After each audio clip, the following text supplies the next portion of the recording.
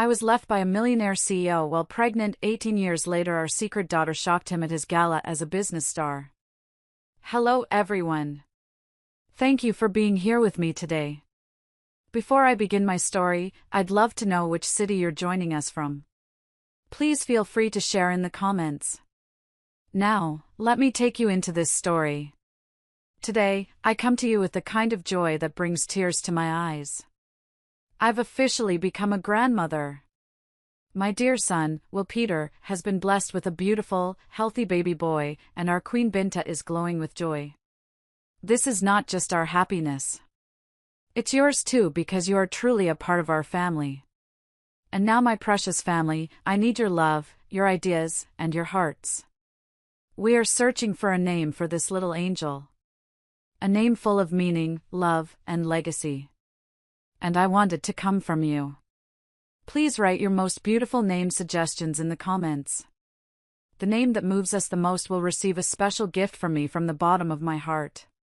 Let's name this baby boy as a family. Now, with hearts full of love, let's begin the story. This is my story. The notification email arrived at 2:47 a.m. It felt like a message beamed straight from another universe, pinging my phone with an unexpected brightness in the dark. I was already awake, tossing and turning, trying to get my body to settle down after a 12-hour shift that included 2 hours waiting tables and a cleanup gig at a dental office. When I read it for the fourth time, I still couldn't quite believe that my 18-year-old daughter, Phoebe, had just been selected to speak at the most prestigious business gala in the state. I sat on the edge of our Murphy bed in the tiny studio apartment that had been home for the past 3 years. I watched Phoebe sleep peacefully just a few feet away. Her brow was furrowed slightly, probably dreaming about market projections or her 4.0 GPA. She was completely unaware that her life, and mine, was about to change forever. I stood up quietly and tiptoed to the tiny kitchen area. The apartment was small enough that every movement felt amplified. The thin walls meant we lived with the rhythm of our neighbors, but it also meant Phoebe and I had developed an intimacy and an awareness of each other that few families ever achieve. I started making coffee with the ancient machine that required a specific, forceful slap, what I call percussive maintenance, just to get the water to heat up. It hissed and grumbled its complaint, but eventually, the dark liquid began to drip. Outside our single window, the city was just starting to stir. Delivery trucks rumbled down the streets, their engines echoing in the pre-dawn quiet. Early commuters hurried toward the bus stops, their faces drawn with the familiar determination of people trying to build something better from whatever circumstances life had handed them. I had been one of those people once, 20 years ago. I was full of dreams and ambition and the naive belief that love could conquer any obstacle. That was before I learned that some obstacles were designed to be insurmountable, especially when you were 19 years old, pregnant, with no savings, no family support, and no idea how to fight an enemy with unlimited resources. At 18, Phoebe possessed the kind of natural brilliance that couldn't be taught. She had a drive that came from watching me work myself to exhaustion just to keep food on the table and the utility bills paid. She had built a profitable consulting business, advising small, local nonprofits and startups, all while maintaining her perfect grades. The irony of the situation hit me with a jolt of cold realization, much sharper than the caffeine. My magnificent young woman had been invited to speak at an event hosted by Bohr Industries, the same company owned by the man who'd walked out of our lives before Phoebe was even born. Cyrus Bohr. Even thinking his name after 18 years felt like touching a live wire. It was a name I had successfully buried beneath layers of financial statements, minimum wage schedules, and endless late-night study sessions. The memory of him was a ghost I rarely let into the daylight. "Mom?" Phoebe's voice was soft but instantly alert. She'd always been a light sleeper, probably from years of living in places where being aware of your surroundings was a survival skill. "Everything okay? You're up early even for you." I turned to find her sitting up in bed, her beautiful, natural hair forming a soft crown around her face. Her eyes were bright with the intelligence that had gotten her into college on a full academic scholarship despite every disadvantage the world had thrown at her. "I got an email about the Pinnacle Investment Gala," I said, holding up my phone. You've been selected as one of 5 young entrepreneurs to present to the investor panel. Phoebe's eyes went wide, then narrowed with that focused intensity she always got when she was processing important information. The Pinnacle Gala? That's huge, Mom. Those are the people who write checks with more zeros than most people see in a lifetime. I know, baby. This could be exactly the opportunity you've been working toward. She scrambled out of bed, suddenly fully awake, and started pacing our small space with the restless energy that always accompanied her biggest moments. When is it? What do I need to prepare? How formal is the presentation? Do they want business plans or just pitches? Watching her excitement, I felt my heart swell with pride, but also break with a cold terror. This was Phoebe's moment, the chance to step onto a stage where her brilliance could finally be recognized by people with the power to change her life. But it was also the moment when our carefully constructed world would collide with the past I had spent 18 years trying to escape. The gala is in 2 weeks, I said, scrolling through the email details.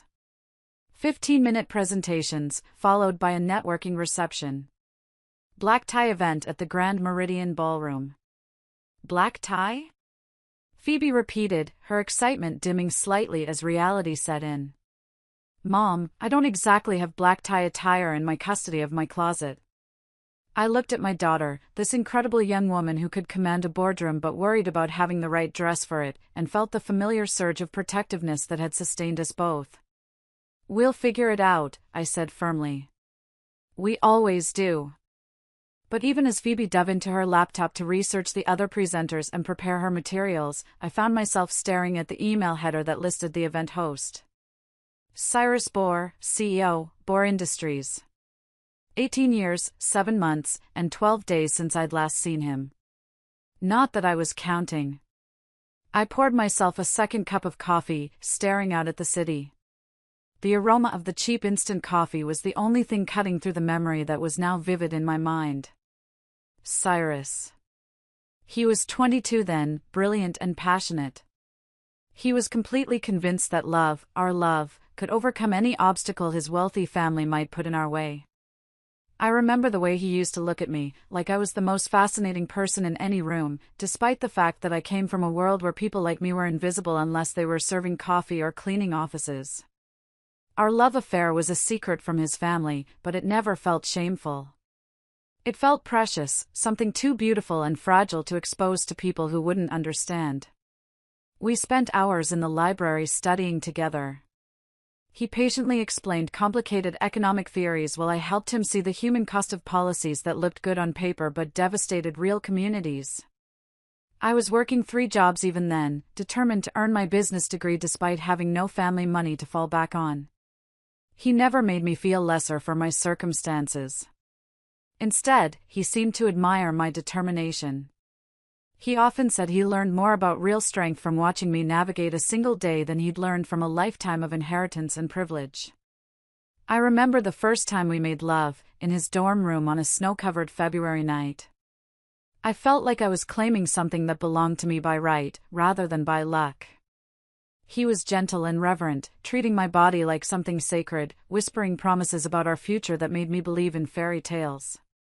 I'm going to marry you someday, Willa Bunbury, he'd said afterward, tracing patterns on my bare shoulder while the snow fell outside his window. I'm going to spend the rest of my life making sure you never have to work 3 jobs just to survive. For 8 months, I believed him. For 8 months, we planned a future that seemed as inevitable as sunrise, our graduation, his entry into the family business on his own terms, our wedding, the children we'd raised to be conscious of their privilege and committed to using it for good. Then, I missed my period. The pregnancy test had shown positive on a Tuesday morning in March, just weeks before graduation. I stared at the little plus sign and felt terror and joy warring in my chest. We'd been careful, but not careful enough. Now, our carefully planned future had been accelerated in ways that would test everything we thought we knew about love and commitment. I planned to tell Cyrus that evening after his economics final. I practiced the words a dozen different ways, imagining his face when I shared the news that would change both our lives forever. But I never got the chance. I woke up Thursday morning to find Cyrus gone. Not just absent from my bed, gone. His dorm room cleared out. His phone disconnected. His social media accounts deleted as if he'd never existed. The only trace he'd left behind was a note that said simply, "I'm sorry. My family has obligations I can't escape. Please forget me and build a beautiful life." I remember sitting there, staring at that pathetic note, the tears blurring the ink, and the only sound in the room was the rapid, frantic beat of my own heart, suddenly aware I was completely, terrifyingly alone. 3 days after Cyrus disappeared, the men in expensive suits arrived at my dorm room. They were lawyers, representing the Bohr family. They introduced themselves with cold professionalism, and their presence alone felt like a physical invasion. I remember the scent of their expensive cologne filling my small, sterile room, a sickening contrast to the cheap air freshener I used. Their message was simple and devastating. They didn't mince words. "Chad, excuse me, Cyrus Bohr is gone permanently," the head lawyer explained, his voice flat and devoid of emotion. "Any attempt at further contact will be considered harassment. Furthermore, any claims regarding pregnancy or paternity will be met with legal action that will utterly destroy whatever future you might hope to build, including your ability to secure a reasonable salary or complete your education." They knew. Somehow they had known about the baby before I even had a chance to tell Cyrus. I sat on the edge of my bed, my hands pressed against my stomach, feeling the tiny, invisible life inside me and the immense pressure of their power. They painted a picture of a world where I would lose everything, my scholarships, my jobs, my family's home, all because of their endless resources and their absolute determination to protect the Bohr name. I was 19 years old, pregnant, and abandoned. I looked at the lawyer's impassive face and realized this was an enemy I couldn't fight. My love story wasn't a fairy tale, it was a corporate takeover. I made the hardest decision of my life. I immediately transferred my academic credits to a state school I could afford. I packed up my few belongings over 3 long days. I remember the smell of the cardboard boxes, the quiet finality of folding my life away. I sold my cheap furniture, not wanting to carry the physical weight of my old life. I moved back to my hometown, but I didn't reach out to the few distant relatives I had. I disappeared into the anonymity of working-class life, where millionaire families wouldn't bother to look. I wanted to build a fortress for myself and my child, a place safe from the Bohr family's influence. The first few years were just a blur of survival. I raised Phoebe alone, working whatever jobs would pay the bills, waitressing, cleaning, even running a small, illegal craft stall at the weekend market. I pursued my degree part-time, taking one class at a time, often studying in the back booth of the diner after my shift while Phoebe slept in a car seat nearby. It took me 6 years to graduate. 6 long years of ramen noodles and exhaustion. But I did it. Walking across that stage, I was wearing a cheap gown and holding a diploma. Phoebe, all 2 years old, was clapping in the audience. We were both dressed in clothes from thrift stores, but we were radiating a fierce pride that no amount of Bohr money could ever buy. It was just the two of us against the world, and we were winning. 18 years later, here we were. The Pinnacle Gala email was the first crack in the fortress I had built. Phoebe had always been perceptive. Too perceptive for my peace of mind. "Mom, you're staring into space again," she said, looking up from her laptop. Her eyes held genuine concern. "Are you worried about something? Because if this is about money for a dress, we'll figure it out. Maybe I can pick up some extra tutoring sessions." "No," I said quickly, forcing myself back to the present moment. I pushed the fear back down into the pit of my stomach. "No, baby, don't worry about that. I'm just processing.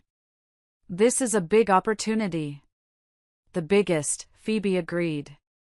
Then she paused, that familiar narrowing of her eyes indicating deep thought. "But there's something else, isn't there? Something about this specific event that's bothering you." I looked at my daughter. She was brilliant, intuitive, and had inherited her father's sharp mind and her mother's ability to read people. I felt the weight of 18 years of carefully maintained secrets become suddenly unbearable. I chose my words carefully, measuring each one. The company hosting the gala, Bohr Industries.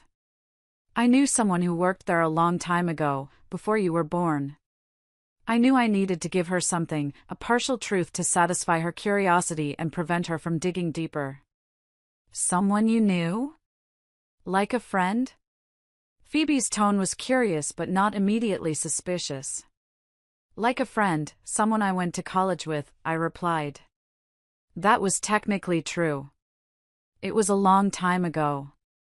Ancient history. But even as I spoke the words, I knew there was nothing ancient about the way my heart had started racing the moment I saw Cyrus's name on that email.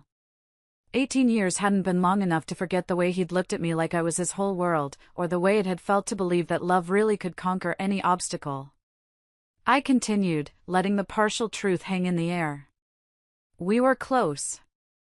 Very close. For about 8 months, we were in love. I thought we were going to get married after graduation. Phoebe's eyes widened with understanding, absorbing the implications. What happened? His family didn't approve of me, I said, sticking to the version of events that wouldn't destroy her faith in love. I wasn't from their world. Didn't have the right background or connections. The pressure became too much, and he chose his family's expectations over our relationship. That wasn't the whole truth, but it wasn't entirely a lie either. Cyrus had chosen his family's demands, even if the choice had been made under duress and incredible pressure. So when you see him at the gala, Phoebe said slowly, processing, it might be awkward? It might be, I admitted, trying for a dismissive shrug. Seeing someone who broke your heart, especially in a setting where he has all the power and success. But I won't let that interfere with your moment. This is about you, about your achievements, about your future. Do you think he'll recognize you? She asked finally. Maybe, I said. Probably. But it was 18 years ago, and we're both very different people now. Whatever history we had, it's irrelevant to why we'll be there.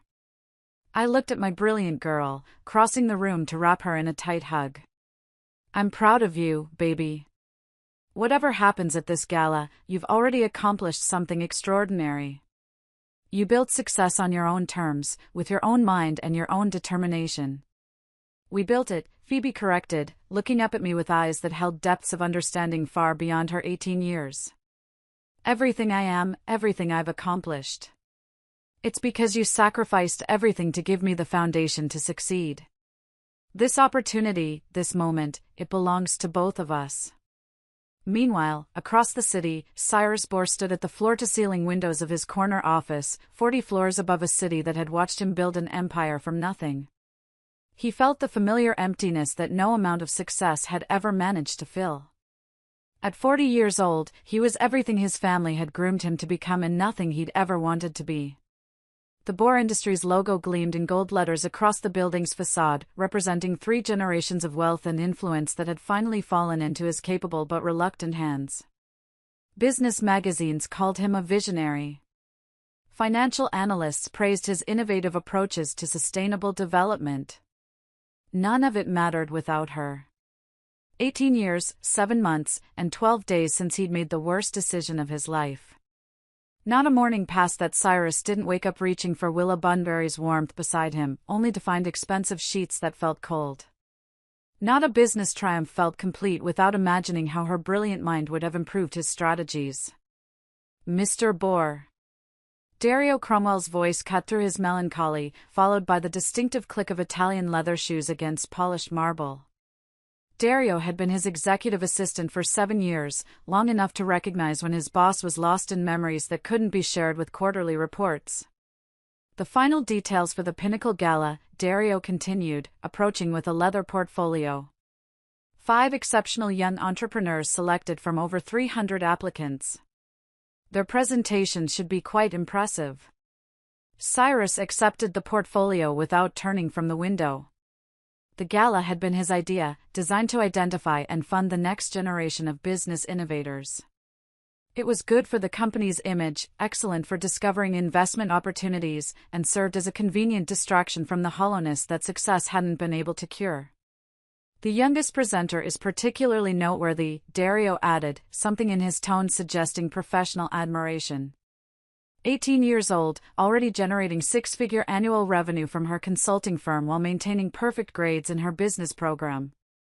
Her client testimonials are extraordinary. Cyrus finally turned from the window. If Dario was impressed, the young woman was probably worth attention. What's her background? Cyrus asked, settling behind his desk and opening the portfolio. First-generation college student raised by a single mother. Built her business from nothing while working multiple part-time jobs, Dario recited. Her approach to community-focused consulting has attracted clients from nonprofit organizations to mid-sized corporations. She's particularly talented at helping underserved businesses access markets they've never been able to penetrate. Cyrus felt a flutter of recognition, though he couldn't place why. The description reminded him of conversations he'd had years ago with someone who'd understood the human cost of business decisions in ways his privileged classmates never had. Her name? Cyrus asked, flipping through the portfolio. Phoebe Bunbury. The portfolio slipped from Cyrus's hands, sending papers scattering across his desk like fallen leaves. Bunbury.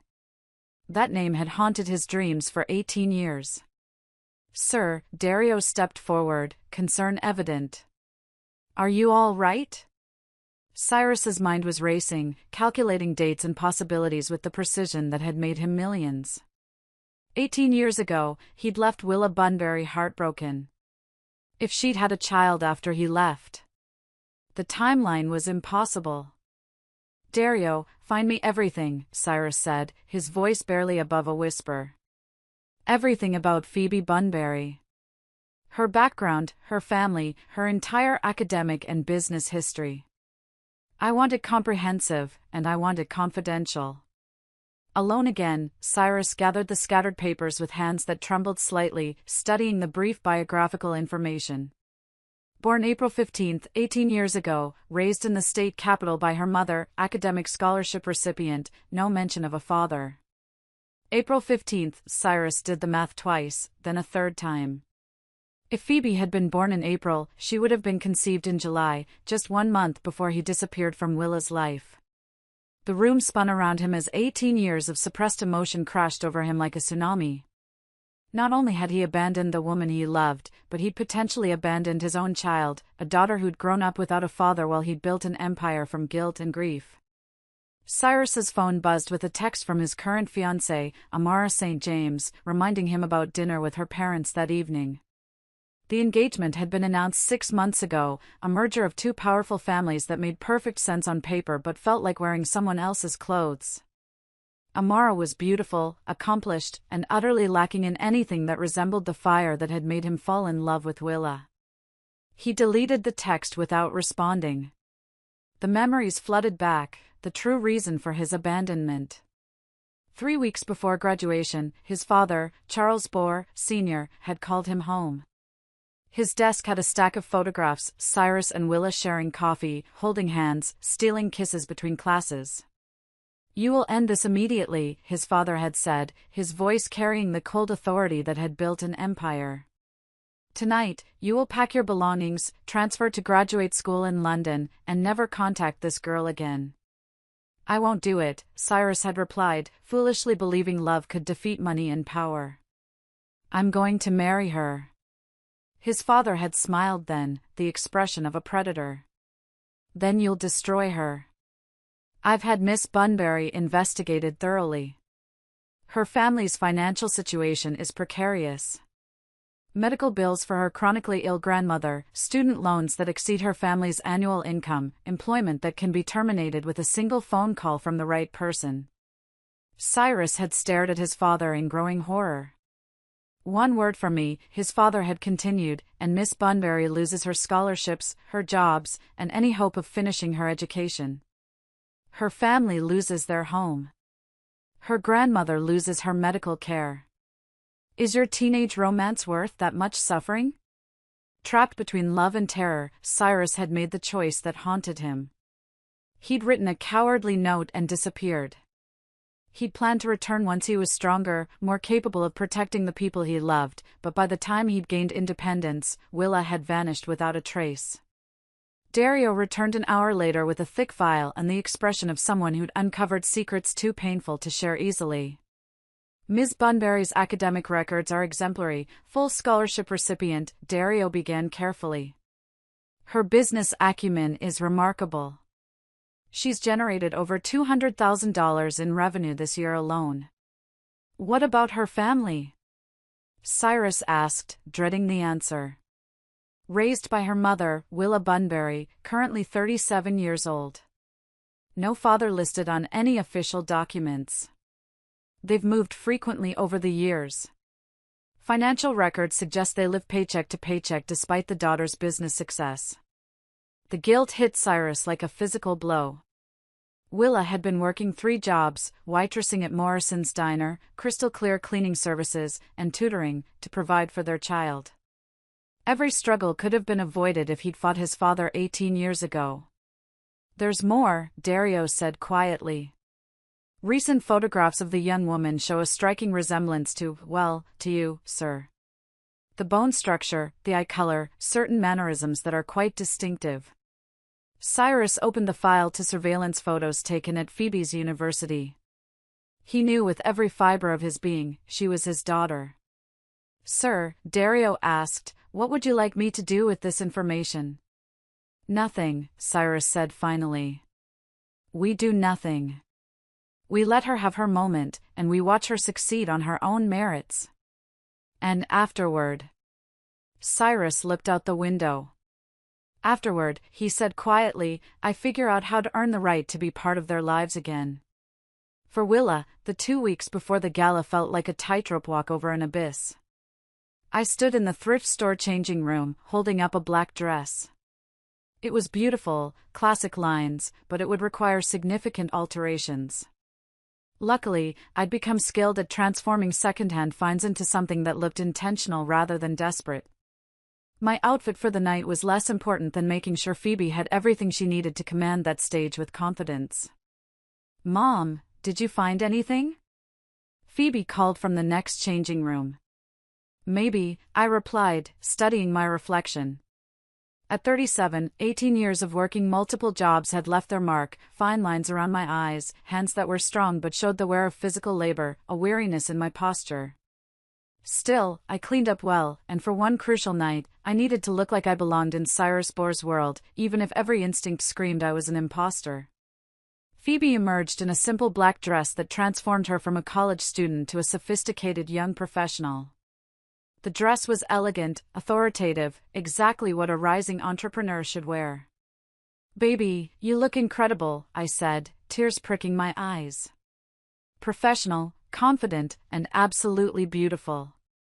I want them to take me seriously, Phoebe said, examining herself in the 3-way mirror. Not see me as some kid playing dress-up in the adult world. Anyone who doesn't take you seriously after hearing you speak for 5 minutes is an idiot who doesn't deserve your time or attention, I said firmly. You've earned this opportunity through your own merit. As we paid for the dresses, carefully budgeted purchases that required eating ramen for the next 2 weeks but were absolutely worth it, I tried to ignore the growing anxiety. He might not recognize me. He certainly wouldn't expect me at his gala. He had no idea I'd been pregnant when he left. As we rode the bus home, Phoebe chattered excitedly about her presentation strategy and the background on the other speakers. Have you thought about what you'll do if this goes really well? I asked as we climbed the stairs to our 4th-floor apartment. If you get investors interested, if opportunities start opening up, that might change everything. Phoebe paused at our door, key in hand, and gave me a look that was both mature and heartbreakingly young. You mean, have I thought about leaving you behind when I get successful? That's not what I meant. Yes, it is, Phoebe said gently.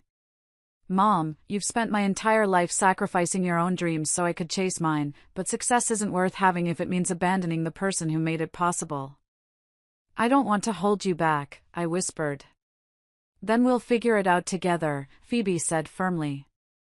The way we always have. I'm not going anywhere without you, Mom. You're my family, my anchor, my best friend. Whatever comes next, we face it together. But the words only made my anxiety spike higher.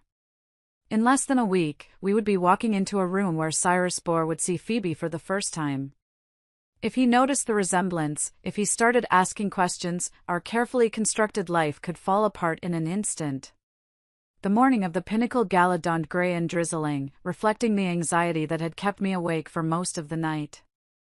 I stood at our single window, watching early commuters hurry through the rain. I tried to prepare myself for seeing Cyrus Bohr again after 18 years of silence. Mom, you're doing that thing again, Phoebe said from the kitchen, where she was managing the temperamental coffee machine. That staring into space thing you've been doing all week. Are you okay? Just thinking about tonight, I said, accepting the coffee. Making sure we haven't forgotten anything important. I've got my presentation memorized, my backup slides loaded on 3 different devices, and my business cards printed on the good paper. Phoebe ticked off items on her mental checklist. What else could we possibly need? Courage, I thought. The strength to face the past without letting it destroy the future we've built. You're going to be incredible tonight, I said instead. Those investors have no idea what's about to hit them. Across the city, Cyrus Bohr stood in his master bathroom, staring at his reflection and trying to convince himself that he wasn't about to make the second biggest mistake of his life. The first mistake had been leaving 18 years ago. The second might be staying in the shadows tonight when every instinct screamed at him to approach Willa and Phoebe directly. The elevator ride to his office felt endless. Each floor was another step closer to the moment when past and present would finally collide. Dario reported as Cyrus entered his office, the venue is secure. The only last-minute change is that we've had to increase security slightly due to some additional press interest. What kind of press interest? Cyrus asked. Business journals primarily, but enough attention to make the evening notable. There's one more thing, Dario said carefully. The youngest presenter, Phoebe Bunbury. Her background check revealed some interesting details about her family situation. Cyrus's blood turned to ice. What kind of details? Nothing inappropriate for our purposes, Dario assured him. But her mother's employment history shows a pattern of instability. Multiple jobs, frequent address changes, no significant romantic relationships documented. It suggests someone who's been cautious about putting down roots. Or someone who's been running, Cyrus thought, with growing certainty. Someone who's been protecting herself and her daughter from exactly the kind of investigation that just uncovered those details. Sir, are you certain you don't want me to arrange a private meeting before the gala if there are personal connections that might make the evening complicated? Dario asked. No, Cyrus said firmly. Tonight is about the presenters and their achievements. Whatever personal history exists, it doesn't interfere with their professional opportunities. At 4 o'clock, Cyrus's phone rang with a call from Amara. Darling, I'll meet you at the venue, she said. I'm running late due to a hair appointment that took longer than expected. That's fine, Cyrus replied, relieved. You've seemed distant lately, distracted, Amara noted. I hope whatever's bothering you won't interfere with tonight's success. Nothing will interfere with tonight, Cyrus said with more conviction than he felt. The presenters deserve our complete attention and support. At the same time, I was helping Phoebe with her last-minute presentation practice in our small apartment. Remember to pause after your opening statement, I coached. Let them absorb what you're saying instead of rushing to the next point. Got it, Phoebe said. Mom, what if they don't take me seriously? What if they see my age and assume I'm not ready for real investment? Then they're idiots who don't deserve to be part of your success, I said fiercely. But that won't happen because you're going to walk into that room like you own it. Speak with the authority that comes from real accomplishment. The Grand Meridian Ballroom had been transformed into a temple of ambition and possibility. Crystal chandeliers cast prismatic light across marble floors, and every surface gleamed with the kind of perfection that unlimited budgets could achieve. I stood at the entrance beside Phoebe, feeling like an actress who'd wandered onto the wrong movie set. "This is insane," Phoebe whispered, her eyes wide. "Mom, look at this place. Look at these people. I feel like I'm about to present my lemonade stand business plan to the gods of capitalism." "You belong here," I said firmly, though my own confidence wavered. "Your ideas, your accomplishments, your vision. You've earned the right to be in this room." Phoebe wore the black dress we'd found at the thrift store, altered by my careful hands, paired with borrowed shoes and my grandmother's simple gold necklace. She looked elegant, professional, and confident without arrogance. "Ms. Bunbury." A cheerful voice cut through the gentle hum of networking conversations. It was Lumira Bardot, the event organizer. "And the wonderful Phoebe. You both look absolutely stunning tonight." "Thank you," I managed. "Everything looks incredible." "Well, Mr. Bohr spares no expense when it comes to supporting young entrepreneurs," Lumira said. "He's particularly excited about tonight's presentations. I don't think I've ever seen him this invested in the success of our speakers." Phoebe's hand found mine, squeezing tight. "Is he here already?" "Mr. Bohr, I mean," Phoebe asked. "Oh yes, he arrived early to handle last-minute details. I believe he's near the bar speaking with some of our major donors." As Lumira moved away, I felt the weight of inevitability settle around us. Somewhere in this glittering crowd, Cyrus Bohr was playing the perfect host. As we moved deeper into the ballroom, my attention involuntarily scanned the crowd for a face I hadn't seen in 18 years. "Ms. Bunbury." An unfamiliar voice made me turn to find an elegant woman in her early 30s approaching. She had the kind of predatory grace that suggested old money and influence. "I'm Amara St. James. I don't believe we've been introduced."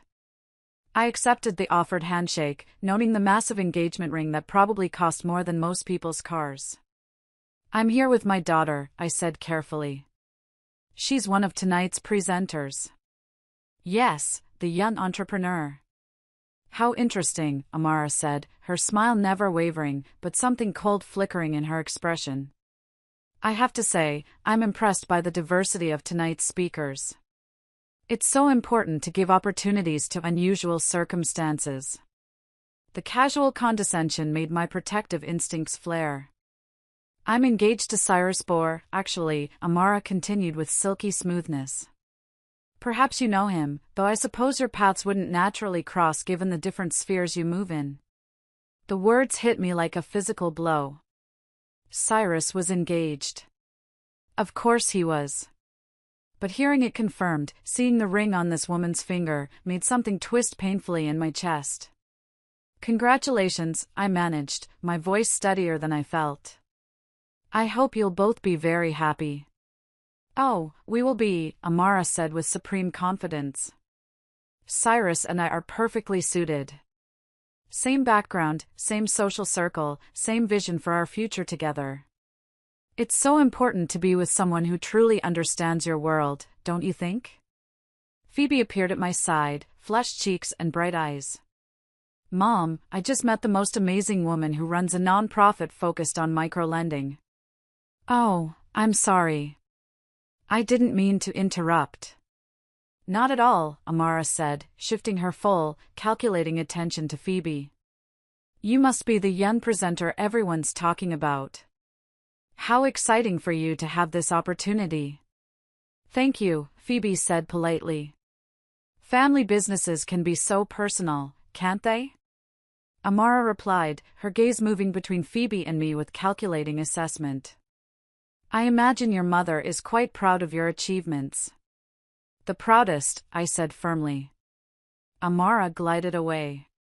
"That was weird, right?" Phoebe whispered. She seemed friendly, but something felt off. "Some people in this world use politeness as a weapon," I said. "Don't let it distract you from why we're here." Our final presenter this evening, the MC announced, represents the kind of innovative thinking and social consciousness that defines the next generation of business leaders. Please welcome Phoebe Bunbury, founder and CEO of Bunbury Consulting. The spotlight hit the stage, and my heart stopped. Phoebe emerged from the wings, poised and confident, absolutely radiant. Somewhere in the audience, a man gasped audibly, as if he'd been punched in the stomach. I was too focused on Phoebe to identify the source. I had no idea that 20 rows behind me, Cyrus Bohr had just looked into the face of his daughter for the first time. In his expensive tuxedo, Cyrus gripped the arms of his chair so tightly his knuckles went white. She was his daughter. Not possibly, not probably, but absolutely. He had missed 18 years of her life, first steps, first words, every moment that mattered. Good evening, Phoebe began, her voice carrying clearly through the ballroom's perfect acoustics. My name is Phoebe Bunbury, and I want to tell you about the difference between surviving and building something that lasts. Cyrus felt each word like a physical blow. I grew up watching my mother work 3 jobs, Phoebe continued. I learned about business strategy from seeing her juggle schedules that would break most people, about perseverance from seeing her get up every morning and do whatever it took to provide opportunities she'd never had herself. The presentation was flawless, passionate but professional, idealistic but grounded in solid business principles. She had his bone structure, but my grace. His intensity, but my warmth. My business exists because I saw other students like me, first-generation college kids who had revolutionary ideas but no roadmap for turning them into reality, Phoebe said, advancing to a slide that showed impressive growth charts. The key is understanding that underserved communities aren't charity cases. They're untapped markets with unique needs and enormous potential. The audience was completely silent. Cyrus found himself nodding unconsciously, recognizing his own evolving philosophy about corporate responsibility reflected in his daughter's words. The future of business isn't about maintaining existing power structures, Phoebe concluded, her voice ringing with conviction. It's about expanding those structures to include the brilliant minds we've been overlooking. I'm seeking investment partners who understand that supporting underrepresented entrepreneurs isn't charity. It's smart business. The ballroom erupted in applause that went on for what felt like minutes.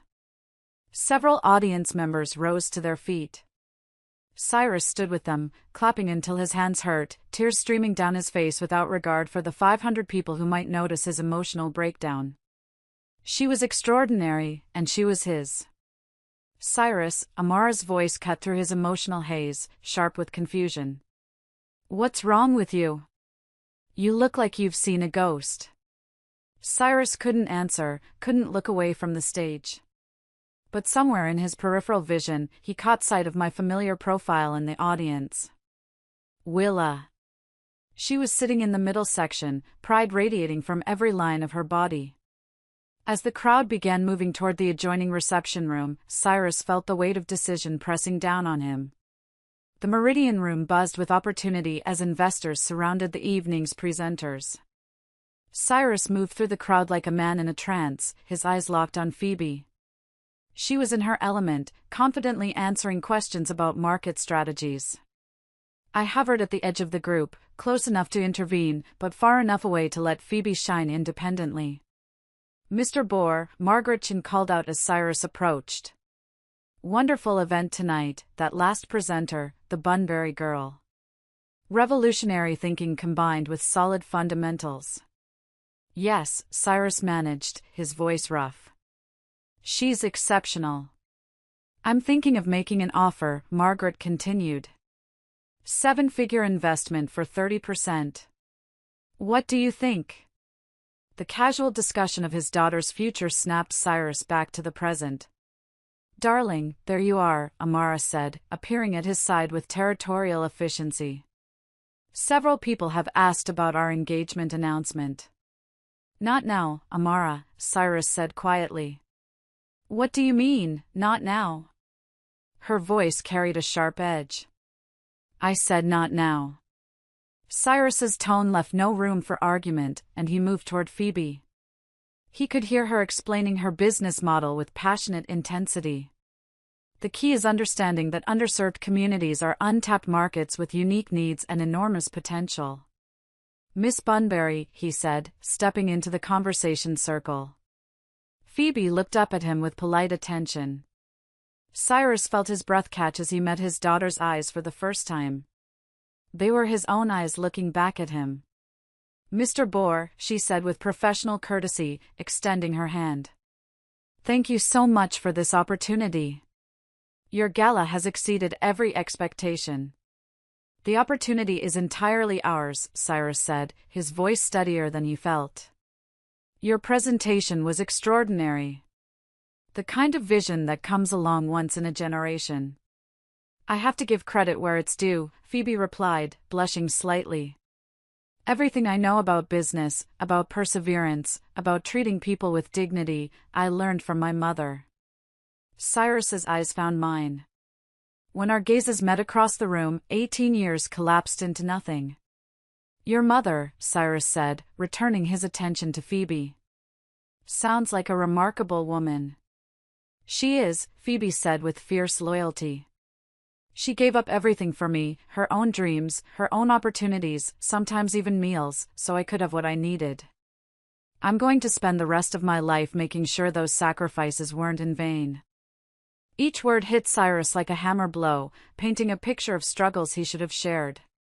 Bunbury, he said, his voice beginning to fracture.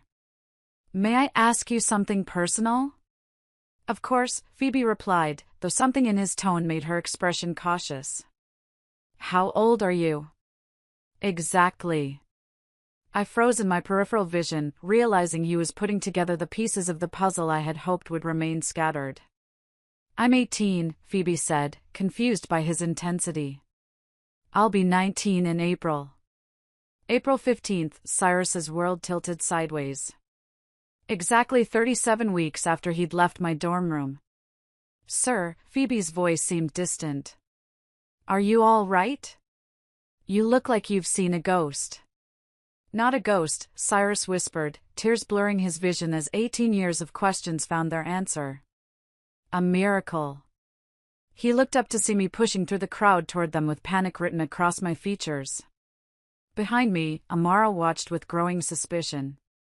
Your birthday, Cyrus said urgently, his voice carrying clearly enough for nearby guests to hear. April 15th, 18 years ago. That's exactly 37 weeks after I left your mother. Phoebe's eyes widened as the implication hit her. You're my daughter, Phoebe, Cyrus said, the words coming out like a prayer and a confession. I'm your father. The silence that followed was deafening, spreading outward until the entire reception room had fallen quiet. Phoebe stared at him in complete shock. I had finally reached them, frozen with devastation and relief. Is it true? Phoebe whispered, turning toward me. Baby, I said, my voice breaking. I can explain. Is it true? Phoebe repeated, stronger now, demanding answers. I looked between my daughter and the man who'd broken my heart, surrounded by 500 strangers. Yes, I whispered, the word carrying clearly through the perfect silence. It's true. The room erupted in chaos. Camera flashes exploded around us like lightning strikes as reporters materialized from nowhere. Smartphones appeared in hundreds of hands. Miss Bunbury, can you comment on why you kept Mr. Bohr's daughter secret for 18 years? Mr. Bohr, how does it feel to discover you have a child? Phoebe, did you know who your father was when you applied to speak tonight? The questions were sharp and invasive. Get away from her, I said fiercely, stepping in front of Phoebe like a shield. She doesn't owe you any explanations. Was this reunion planned for publicity purposes? Miss Bunbury, what financial support are you seeking from Mr. Bohr? Is this why Phoebe was selected to speak tonight? Family connections rather than merit? The last question hit Phoebe like a physical blow. I watched her face crumple as the achievement she'd worked so hard for was instantly reframed as nepotism and favoritism. That's enough, Cyrus roared, his voice cutting through the chaos. Security, Please escort the media to the designated press area. This is a private family matter. But it was too late. The damage was done. I need to get out of here, Phoebe said suddenly, her voice tight with controlled panic. I need air. I need space. I need to think. She pushed through the crowd toward the exit. I started to follow, but Cyrus caught my arm gently. Let me, he said. Let you? You've done enough. I snapped. 18 years of suppressed fury finally finding its target. You had no right to do that to her, to us. In front of all these people. I know, Cyrus said, his face etched with regret. I know, and I'm sorry. But I couldn't let her walk away without knowing the truth. I couldn't lose her again. You never had her to lose, I said coldly, pulling my arm free. And now you've destroyed the one thing that mattered most to her, her belief that she earned her success through her own merit. The accusation hit Cyrus like a slap. But before he could respond, I was pushing through the crowd after my daughter, leaving him standing alone in the wreckage. Well, Amara's voice cut through his emotional haze like a blade. That was quite a performance. I had no idea you were such a gifted actor. Cyrus turned to find his fiancée watching him with cold calculation. This isn't a performance, Amara, Cyrus said quietly. That young woman is my daughter.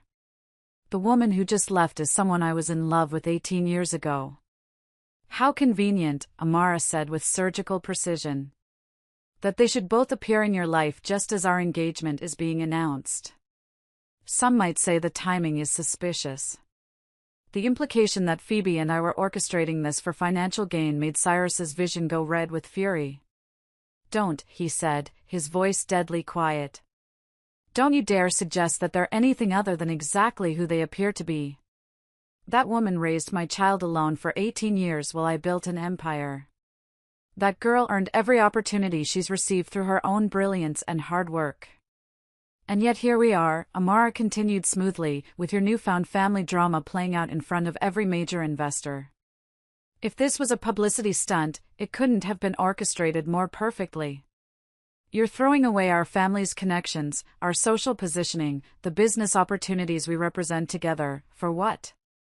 A woman who kept your child's secret for 18 years, and a girl who may or may not actually be yours. She's mine, Cyrus said with absolute certainty. We are done. The engagement, the wedding plans, whatever future you thought we were building together, it's over. If you are still listening, please help me like this video and comment the number 1 below, so I know that you are amazing, and I understand that you are with me throughout this journey. Your help is a great encouragement, cheering me on. Please comment the number 1 so I can recognize you, and now, listen to me tell the rest of my story. Cyrus walked away from Amara's shocked face and pushed through the crowd, desperate to find Phoebe and me before we disappeared from his life again. He found us in the hotel lobby. Phoebe was sitting on a marble bench with her head in her hands while I paced nearby with the restless energy of a protective mother who couldn't fix what was broken. Phoebe, Cyrus said softly, approaching carefully. She looked up at him with eyes that were red from crying, but blazed with intelligence and hurt, and 18 years of questions that demanded answers. Why now? She asked, her voice steady despite the tears. Why did you have to tell everyone like that? Why couldn't you have found a private way to? Because I was afraid, Cyrus admitted, sinking onto the bench beside her. I was afraid that if I didn't claim you publicly immediately, you'd disappear from my life the way your mother did 18 years ago. I was afraid that you'd decide I didn't deserve to know you, that you'd choose to keep me out of your life the way I'd been kept out of it before I even knew you existed. But now everyone thinks I got this opportunity because of family connections, Phoebe said, her voice breaking. Everything I've accomplished, it's all tainted now. People will always wonder if I really earned my success or if I just had a billionaire father pulling strings behind the scenes. I'm sorry, Cyrus said, the words completely inadequate. I never thought, I didn't consider how the revelation would affect your achievements. I I saw you on that stage and I realized you were my daughter and I couldn't contain the joy and the pride and the love I felt. I wanted the whole world to know that you were mine. But I'm not yours, Phoebe said quietly, looking between her parents. I'm hers. She's the one who raised me, who sacrificed for me, who was there for every important moment of my life. You're a stranger who happens to share my DNA. You're right, Cyrus said simply. You're absolutely right. I haven't earned the right to call you mine, but I'd like the chance to try. I'd like the opportunity to be the father you deserve to have all along. What if I don't want that? Phoebe asked, her voice small but firm. What if bringing you into our lives just complicates everything and makes it worse? Then I'll respect that, Cyrus said quietly. If that's what you decide, I'll stay out of your life. But I'll also spend the rest of my life making sure you have every opportunity, every advantage, every support you need to build the future you want, whether I'm part of it or not. We don't need your money, I said sharply, speaking for the first time since we left the reception. We've managed fine without it for 18 years. Have you? Cyrus asked gently. Have you really been fine working 3 jobs just to keep food on the table? Have you been fine raising our daughter alone, never getting to pursue your own dreams because you were too busy making sure she could pursue hers? Phoebe stood up with decisive movement. I need time. I need time to process all of this, to figure out what it means, to decide what I want our relationship to look like going forward. How much time? Cyrus asked. I don't know, Phoebe said honestly. Maybe a lot. Maybe forever. I'm 18 years old and I just found out that everything I believed about my identity was based on incomplete information. That's not something I can just absorb overnight. Whatever you need, however long it takes, I'll be here when you're ready. Will you? Phoebe challenged. Or will you disappear again when things get complicated or difficult or inconvenient? I'll be here, Cyrus said with absolute conviction. For the rest of my life, for whatever role you're willing to let me have in it, I'll be here. That's a promise I intend to keep no matter what. 3 weeks later, I sat in my car outside the unemployment office, staring at the eviction notice taped to our apartment door alongside a stack of tabloid newspapers. Gold Digger's 18-year secret exposed. The media attention had been relentless and cruel. Reporters had tracked down our address, called my employers, even approached Phoebe's professors. In 3 weeks, I had lost everything I'd built. Morrison's Diner fired me for bringing unwanted attention to the establishment. The cleaning company followed suit, citing client concerns about discretion. The tutoring program reluctantly let me go to avoid controversy that might affect their funding. When I finally made it home to our apartment, I found Phoebe sitting at our kitchen table surrounded by printed emails and what looked like contract termination letters. How bad is it? I asked. 3 clients have cancelled their contracts, Phoebe said, not looking up. 2 others are assessing their needs, which is corporate speak for, we're dumping you as soon as we can find a legal way to do it. My business insurance company is threatening to drop coverage because they consider the media attention a liability risk. I sank into the chair across from her. Baby, I'm so sorry. This is all my fault. This isn't your fault, Phoebe interrupted sharply. This is his fault. He's the one who decided to turn our private family business into a public spectacle. He's the one who couldn't wait for a private conversation. Have you heard from him? I asked. Every day, Phoebe said with a bitter laugh. Flowers, cards, emails, text messages. He keeps saying he wants to make things right and support us through this difficult time. As if throwing money at the problem will somehow undo the damage he caused. A sharp knock interrupted us. When I opened the door, I found Mavis Thatcher, my best friend, standing in the hallway with a bottle of wine and the expression of someone prepared for war. Move over, Mavis said, pushing past me into the apartment. We're having an intervention. Mavis, this really isn't a good time, I started. Actually, it's the perfect time, Mavis said, uncorking the wine with practiced efficiency. You two have been wallowing in misery for 3 weeks while your lives fall apart around you. It's time for some tough love.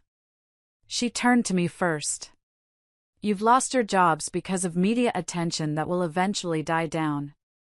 You're facing eviction because you're too proud to accept financial help from the father of your child. And you're losing your daughter because you're so busy feeling guilty about past decisions that you can't focus on making better ones now. It's not that simple, I protested. It is exactly that simple. Cyrus Bohr owes you 18 years of child support plus interest. He owes Phoebe a college fund and a relationship and all the support he should have been providing since the day she was born. This isn't charity. It's responsibility. She turned to Phoebe. And you, sweetheart, are punishing yourself and your mother for something that isn't either of your faults. Yes, the public revelation was handled badly. But you're still the same brilliant young woman who built a 6-figure company before she could legally drink.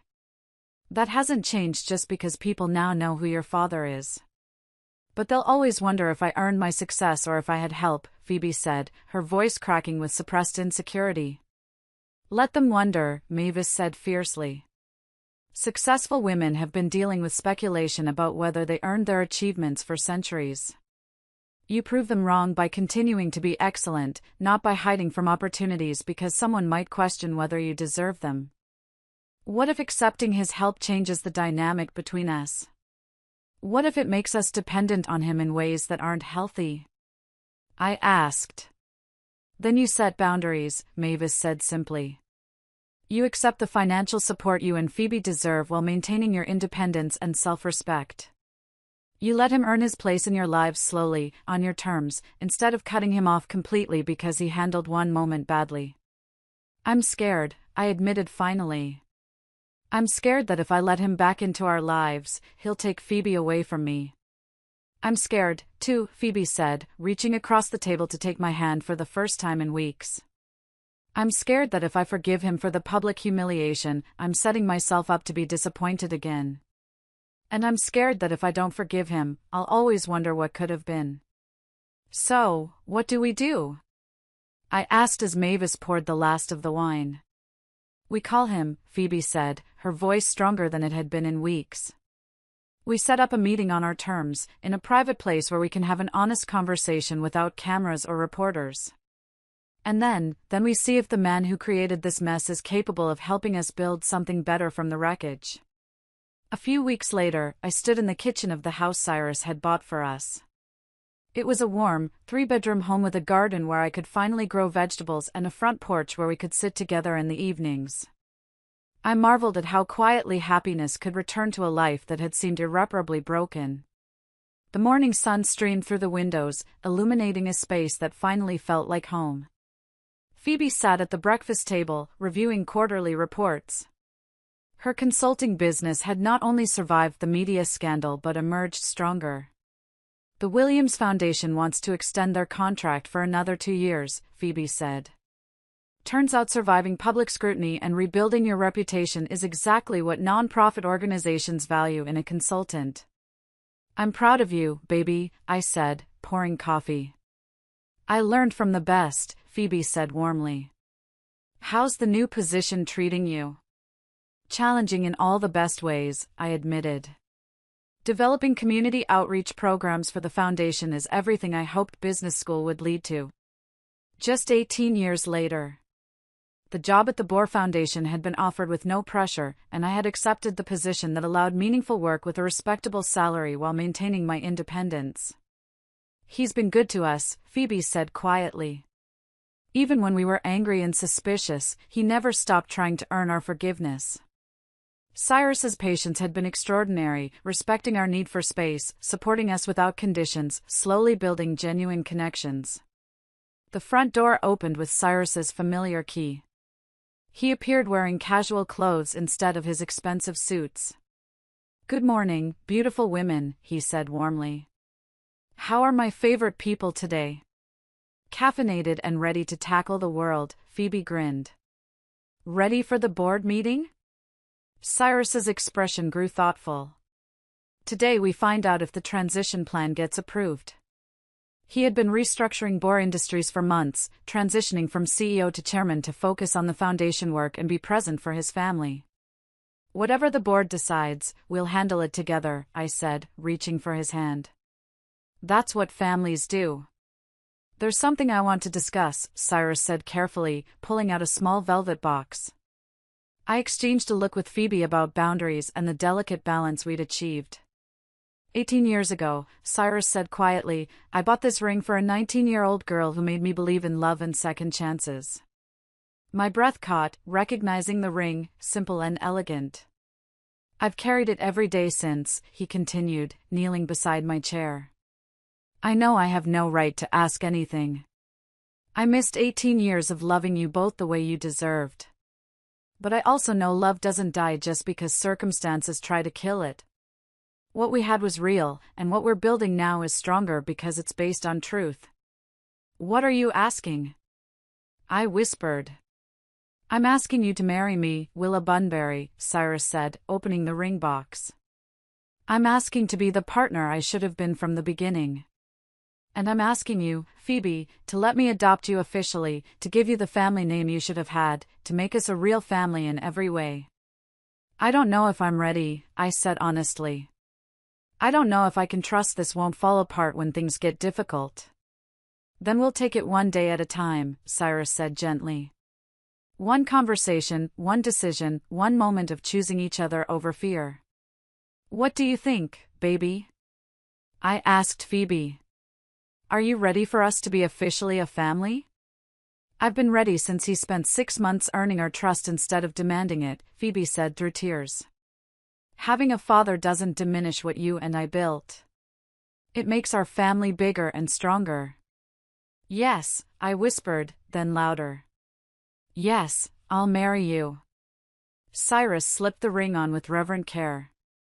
And yes, Phoebe said, launching into a group hug. I want to be Phoebe Bohr. I want us to be a real family. I love you both so much, Cyrus said. I love the family we're building. I love you, too, I said, the words feeling both foreign and familiar. I love who you've become. And I love having a dad, Phoebe laughed, even if he announced it in the most embarrassing way possible. Cyrus pulled out another envelope. One more surprise. Something I've been working on for months. I opened it to find legal documents establishing the Bunbury Family Foundation, focused on supporting first-generation college students and single mothers pursuing education. It's funded with $20 million to start, Cyrus explained. For families like ours. As the afternoon wore on and sunset approached, 3 people who had found each other across 18 years settled into the rhythm of family life. I can't believe this is real, I said as the sky turned pink and gold. 6 months ago, our world was falling apart. Now we're home, Phoebe said simply. All of us together, exactly where we belong. Cyrus kissed my head and reached for Phoebe's hand, connecting us in a circle of love that had survived everything designed to destroy it. Now we're home, he agreed. And we're never letting go of each other again. Love had conquered time and distance and pride and fear. Love had healed wounds too deep to mend. Love had taken a broken family and made it whole again, stronger because we'd chosen each other despite every reason to walk away. Thank you all for listening to my story. It's a messy one, full of pain and eventual triumph. If you've ever had to fight to protect your children, or if you've ever found strength after abandonment, I want to hear from you. Please share your thoughts in the comments below, and don't forget to like this video and subscribe to my channel so we can continue to share these stories of resilience and second chances together. I love you all, and I'll see you next time. And so, as the sun sets on this remarkable tale, we are left with a profound reminder of the resilience of the human spirit and the transformative power of love and forgiveness. This story is not just about reunion, it's about the courage to confront the past, the strength to rebuild trust, and the determination to rise above adversity. Willa's unwavering dedication, Phoebe's brilliance, and Cyrus's journey toward redemption teach us that even in the face of heartbreak and loss, there is always a path to healing if we choose it. Life often tests us in ways we cannot predict, but it is in these moments of struggle that we discover who we truly are. This tale shows us the importance of valuing ourselves, staying true to our principles, and embracing second chances, not just for others, but for ourselves. It reminds us that family is not defined by perfection, but by the willingness to fight for one another, to forgive, and to grow together. Now, it's your turn. What lessons did you take away from this story? Share your thoughts in the comments below, or simply comment good if this reflection resonated with you. Let's continue to inspire each other with stories of resilience, hope, and triumph.